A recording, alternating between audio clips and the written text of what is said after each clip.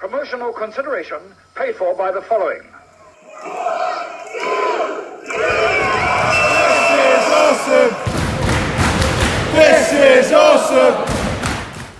Hello and welcome to another old school review from Cheap Shot Entertainment. As ever, you are the Cheap Shot Nation and I am your host Luke. This old school review has been nominated by a fan on Facebook, name of Nick Opalewski. Don't know if I've said that correctly. I'm really sorry if I haven't, but thank you, Nick, for nominating this show. It was, as he described, an absolute hidden gem, and I'm definitely thinking about doing an extension to this show, and that will become clear as we go through the action throughout this show. In the meantime, click the subscribe button, like the video, hit the notification bell to know when we upload new content to the channel. Head over to the blogspot where there's a link to the t-shirt shop and a write-ups of recent shows that we've been to throughout the last sort of month or so. Don't forget the Instagram, Twitter and Facebook as well. And without further ado, let's get into Raw number 28 from the 2nd of the 8th, 1993. Yes, exactly. It was, 26 years ago when Raw was in its infancy. Join us. So, as I mentioned in the intro, this was a fan nomination. Thank you again to Nick for that. It was aired on the 2nd of August 1993, but it was actually recorded on the 25th of the 7th 1993. I put a different date on my notes, ignore that. The attendance was a whopping 1,000 screaming fans and the atmosphere was good. Based on that, it was a nice small little venue, little theatre sort of venue, the Castle Recreation Centre in Alexandria Bay in New York, so that was almost WWE's territory round about this time. Like I say, Raw was in its infancy and a new concept for wrestling, a weekly television show that would just move storylines on and allow different talent to shine. Obviously we've had things like Saturday night's main event and things like that, but this was the first time it was a weekly episodic program, and this is number 28. We get a flashback to start the show. We get a flashback to the previous week where Doink the Clown was calling out Macho Man Randy Savage. Macho Man had been put on commentary. Vince McMahon felt like he wasn't making a draw anymore, but you know, in the era of where gimmicks were very strong, and that will become apparent throughout this review as well. Macho Man, well, there was a place for Macho Man. I just think Vince McMahon has just never really changed. Harking to modern times now, he's got talent upon talent upon talent piled, and he doesn't know what to do with them. So this is definitely one of those cases. But Macho Man does get his in-ring re-debut for WWE just before he heads off to WCW to join Hulk Hogan. Vince McMahon and Bobby Heenan on commentary, absolute gems on commentary. Vince incidentally seems very happy that Macho Man is back in the ring, so maybe he had a change of heart here. We get straight away a classic Savage promo. It's still high tempo. You get the feeling that he's a little bit cleaner these days. We're talking about 1993, and classic Savage promo. He's wearing the Stars and Stripes, just a very American type theme to this show. Speaking of all Americans, Steiner Brothers are up first, and they are going against Barry Horowitz and Dwayne Gill, the order of jobbers, so to speak. Barry Horowitz, I think he He was like a bit like a 1, 2, 3 kid, only not as popular. They really played on the fact that he was Jewish. Again, 1993. And he did have a little bit of a run later on, I think around end of 94, 95, where he was getting quite popular. But alas, that didn't happen because they focused so much on the fact that he was Jewish. And Dwayne Gill, of course, he was Gilberg, going towards the latter end of the Attitude Era, taking the P out of Goldberg, of course, being a really short guy with no hair and a beard, and they used to have the sparklers and everything. Really funny stuff. This is when the WWE creative team were absolutely on par, on form, on a regular basis. However, at this era, they were not. So it's pretty obvious how this one's going to end. It does end with a Frankensteiner at 2 minutes and 45 seconds. Lots of very short matches in this one. Incidentally, before this match, the Steiner brothers, Vince McMahon had said that the Steiner brothers had signed an open contract, so wherever they turned up, it was an open contract for a tag team to come in and try and take those titles off them. They are the WWE Tag Team Champions at this point. Dwayne Gill actually has hair. He had hair at one point. It was receding, but he had hair. But yeah, basically squash match, Steiner brothers, suplexes, Rick Steiner comes in, Steiner line, pump handle slam, Frankensteiner, done. And that is everything you need to know about that match. It's a good little match, and very, very short, but I found myself entertained by it because it was quite funny watching Barry Horowitz and Dwayne Gill tagging for a start, but also trying to take down the much larger Steiner brothers, and it was just really it was a really entertaining match actually. 2 minutes 45, didn't think it was going to be, but I don't think I'd wanted that match to go any further, but a good start for this one. Squash the Jobbers, fun match. I've got written down here. We next get a segment saying get to know Lex Luger. Vince McMahon desperately seeking a replacement to Hulk Hogan, who had just jumped ship to WCW, and Ted Turner's Millions over in Atlanta. And he handpicked Lex Luger, the man who had very little charisma and didn't like anybody. Yay! Face turn.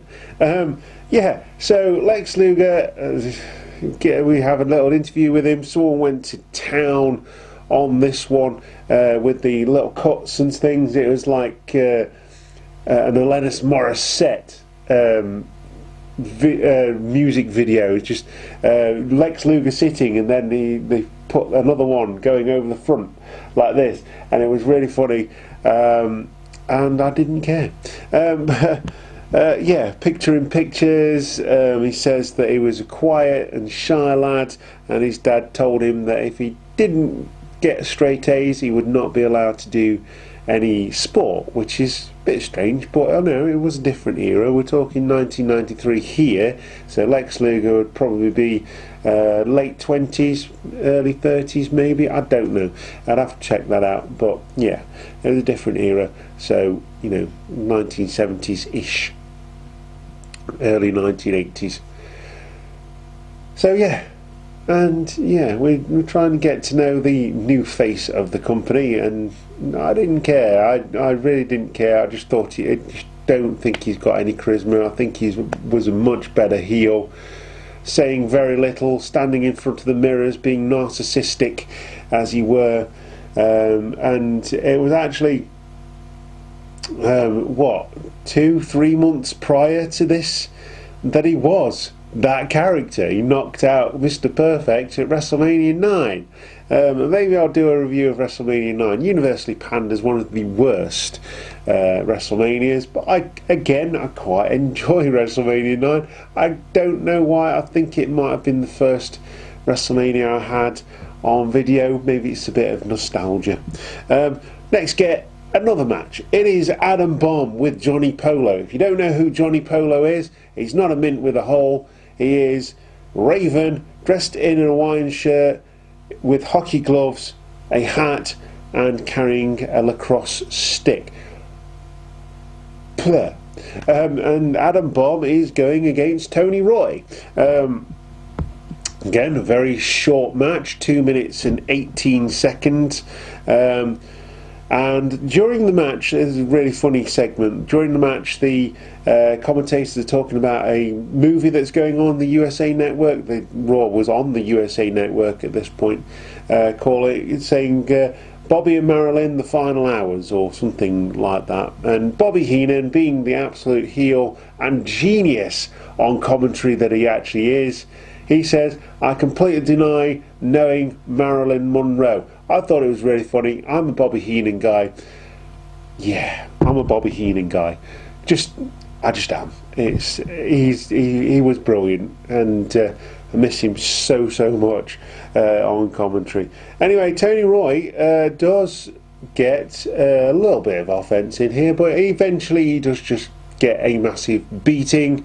And Adam Bomb wins. Flying clothesline, hits the Atom Smasher, which is a power bomb where he goes down onto one knee for the win. And that is that. That is Adam Bomb. He picks up the victory over Tony Roy. Now, this match is an absolute hidden gem. Now, I know what Nick was talking about here.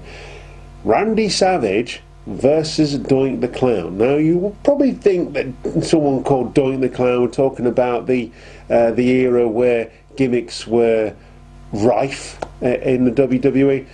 Doink the Clown was one of the standouts. He looked like a clown. He played the evil clown.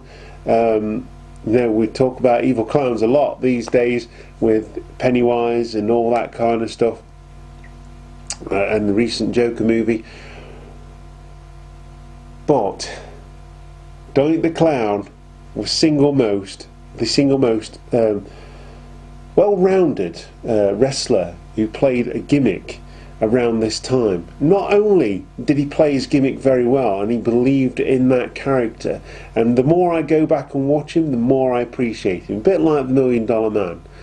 But he was actually a really good performer in the ring as well, and he held his own with Macho Man Randy Savage here, former world champion. Doink the Clown was always destined to be mid-card, never picked up a title or anything like that. In fact, he did go face later on, which pretty much killed his career. But, around about the time they needed something like that. But this match, hidden gem. If you only watch this show for this match, absolutely go for it, because it is brilliant. And ironically, it's 11 minutes and 22 seconds long. So it's saying about Doink the Clown really believing in this character, he actually comes down to the ring on a unicycle. Now, that to me is absolute genius. You believe in your character, you feel the character, you play that character, and I thought that was brilliant. Randy Savage, again, like I say, donning the Stars and Stripes. And for the first part of the match, Doink the Clown spends most of his time laughing at Randy Savage every time that he comes at him with a move, or he misses a move. He just points and laughs at him. This sends Savage into a rage that only Savage could do, and he fetches a chair and Doubt, giving Doubt Doink an opening, rather. Just the way that it's corrected it on here, gives Doink the opening. Randy Savage lost it. He tries to hit him with a chair. Referee takes it off him. Doink the Clown takes full advantage of this, and clocks Randy Savage over the back of the head, puts him in a Boston Crab, leading to a half Boston Crab, and he's focusing on the left leg now of Randy Savage. Macho Man comes back, sends Doink to the outside, and Doink senses Savage and he throws Savage into the post. Doink the Clown is still on top in this match. We go to a quick commercial and we find that Doink the Clown is still working that left leg. Some more back and forth, and that leads to Savage reversing an abdominal stretch.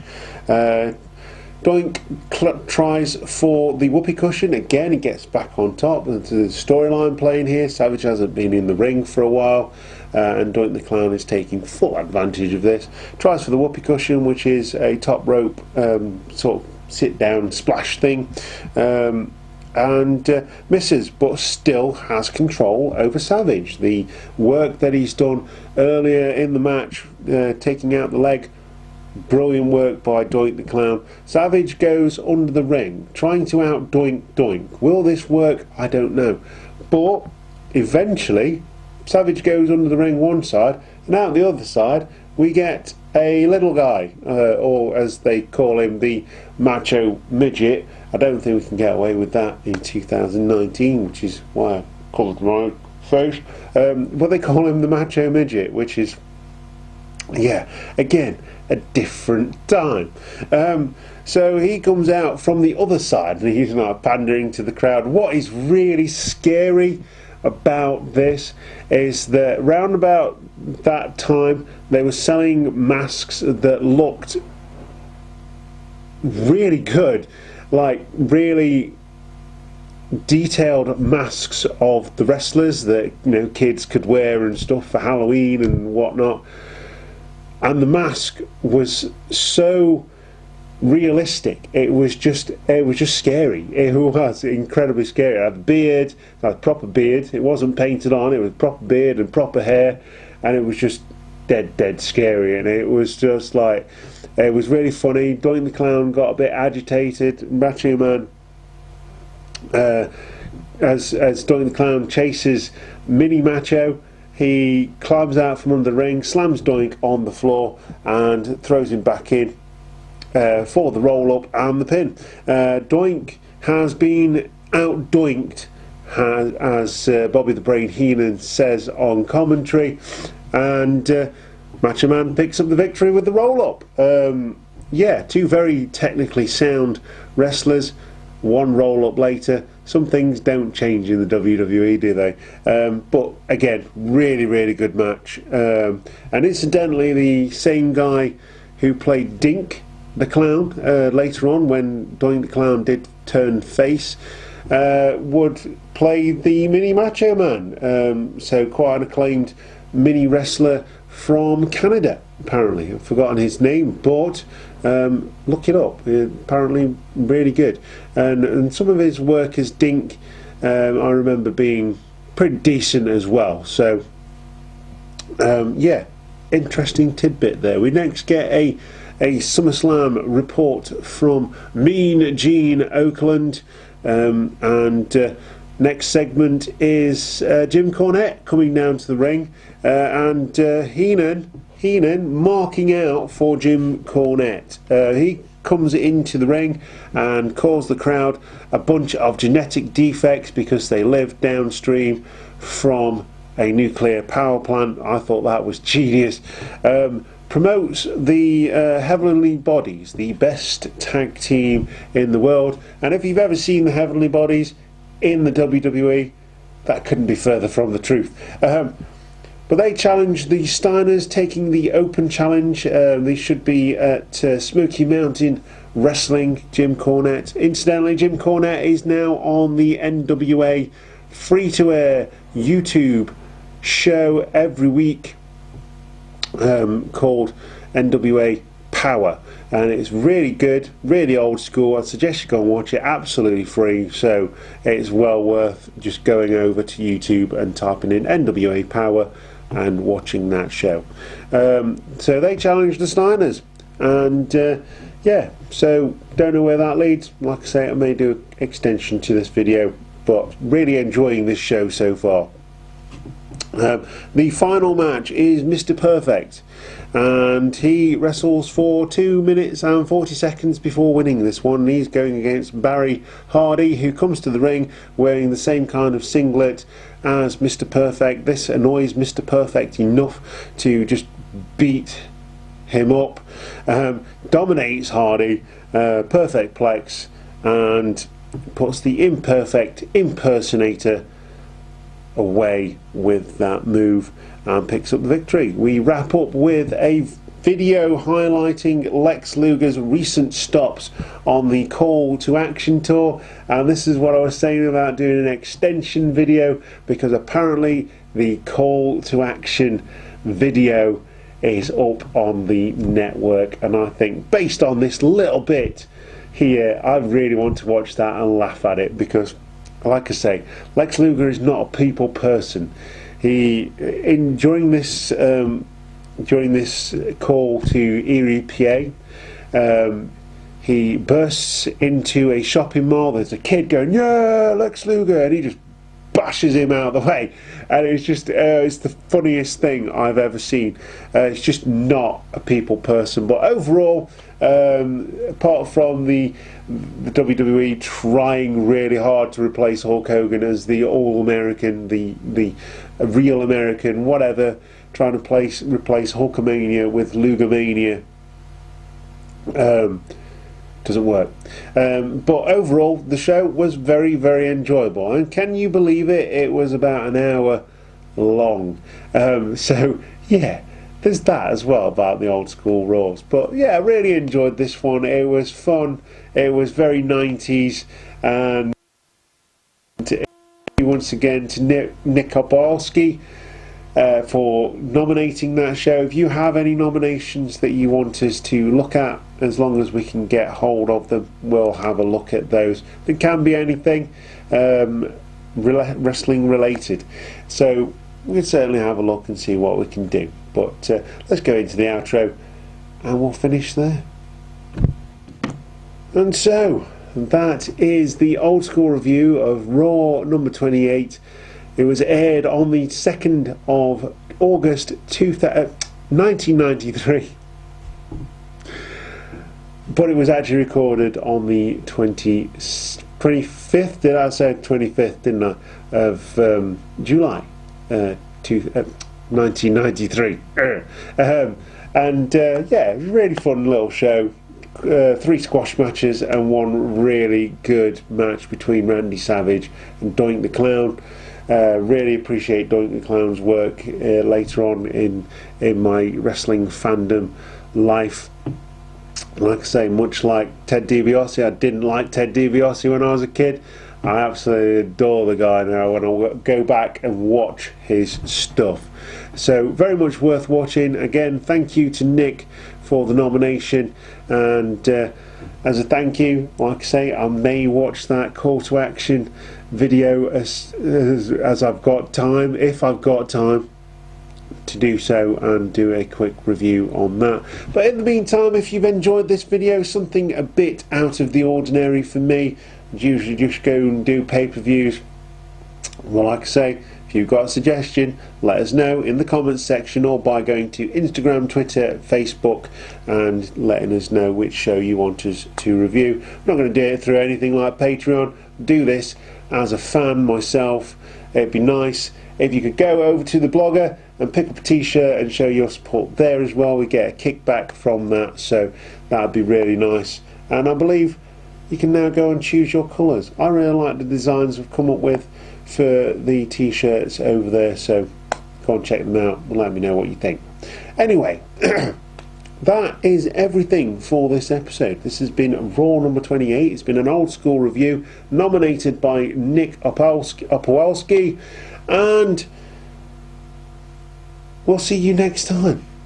Thank you very much for watching, Cheap Shot Nation. I've been your host, Luke, and we'll see you again.